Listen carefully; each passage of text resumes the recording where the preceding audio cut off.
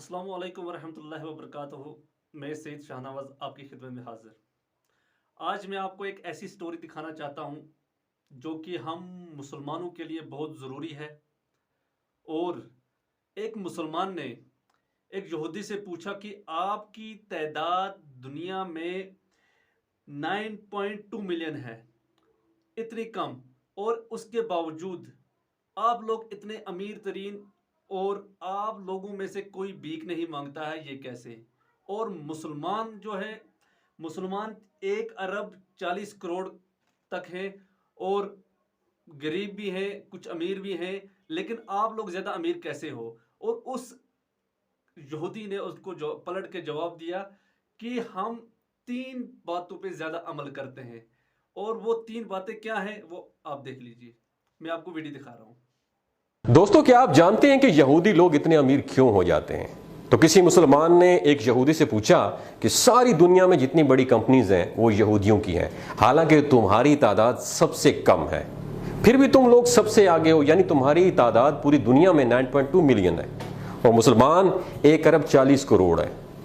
تو آپ اتنے زیادہ طاقتور کیسے ہو گئے؟ تمہاری قوم میں کوئی انسان بھیک نہیں مانگتا۔ تو اس پر یہودی نے جو جواب دیا، اپنے دماغ کی کھڑکیوں کو کھول کے وہ جواب سنائے۔ اس نے بتایا کہ ہم اپنی زندگی ان 3 اصولوں پہ گزارتے ہیں۔ نمبر 1، ہم اپنی زندگی علم حاصل کرنے میں لگا دیتے ہیں۔ نمبر 2، وہ کہتے ہیں کہ ہم اپنے بچوں کو بچپن سے ہی بزنس کرنا، تجارت کرنا سکھاتے ہیں۔ نمبر 3، ہم اپنے اندر بھائی چارگی پیدا کرتے ہیں، ایک دوسرے کو سپورٹ کرتے ہیں، اور یہودی دنیا میں کسی جگہ پہ بھی رہتے ہیں تو ایک دوسرے سے کنیکٹ رہتے ہیں، اور چاہے ہم کتنے ہی بڑے کیوں نہ ہو جائیں، ہم اپنے مذہب کے لیے صرف کام کرتے ہیں۔ اور ہم نے یہ ساری چیزیں، آپ کو پتہ ہے کس سے سیکھی؟ یہ یہودی کہہ رہا ہے، وہ بتاتا ہے کہ ہم نے یہ ساری چیزیں تمہارے نبی کریم صلی اللہ علیہ وآلہ وسلم سے سیکھی ہیں۔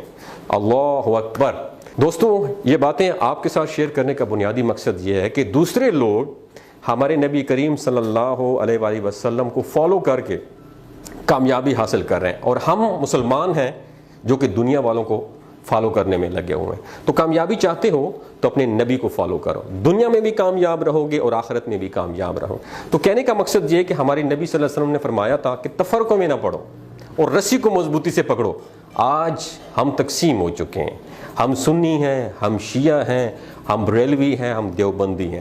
اس تقسیم نے ہمیں توڑ کے رکھ دیا، ہمیں قوم نہیں بننے دیا، ہمیں امت نہیں بننے دیا۔ وجہ کیا ہے کہ ہمارے ریموٹ کنٹرول کہیں اور سے آپریٹ ہوتے ہیں۔ ان کا بیسک بنیادی مقصد یہی ہے، ڈیوائیڈ اینڈ رول، ان کو تقسیم کر دو اور ان پر حکومت کرو۔ دوستو، بات کرنے کا مقصد یہ ہے کہ ان کے 3 فالو جو ہے نا، وہ ہماری اسلامی تعلیمات سے انہوں نے لیے ہیں۔ یہ بھائی چارگی کو اپناتے ہیں، ہمارے اندر بھائی چارگی بالکل بھی نہیں ہے، ہم بالکل بھی ایک دوسرے کو دیکھ ہی نہیں سکتے۔ ان کا دوسرا جو قانون تھا وہ یہ تھا کہ اپنے بچوں کو بزنس کرنا سکھاتے ہیں۔ ہم لوگ کیا کرتے ہیں؟ ہم اپنے بچوں کو نوکر بننا سکھاتے ہیں۔ اور تیسری بات، یہ ساری زندگی علم سیکھتے رہتے ہیں۔ میرا آپ سے سوال ہے، آپ نے سیلف ڈیولپمنٹ کے اوپر کون سی لاسٹ ٹائم آپ نے کتاب پڑھی ہے؟ آپ نے قرآن کو ترجمے اور تفسیر کے ساتھ کب پڑھا ہے؟ صرف ثواب کی نیت سے پڑھا ہے۔ دوستو، یہ کہنے کا مقصد یہ ہے، اپنی اسلامی تعلیمات پر غور کرو، آپ دنیا کی سب سے عظیم قوم بن جاؤ گے۔ ان سب کے اوپر حکومت کرو گے جو صرف تھوڑے سے ہو کے آپ لوگوں پہ حکومت کر رہے ہیں۔ اپنا اور اپنے ساتھ جڑے رشتوں کا خیال رکھیے گا۔ اللہ حافظ۔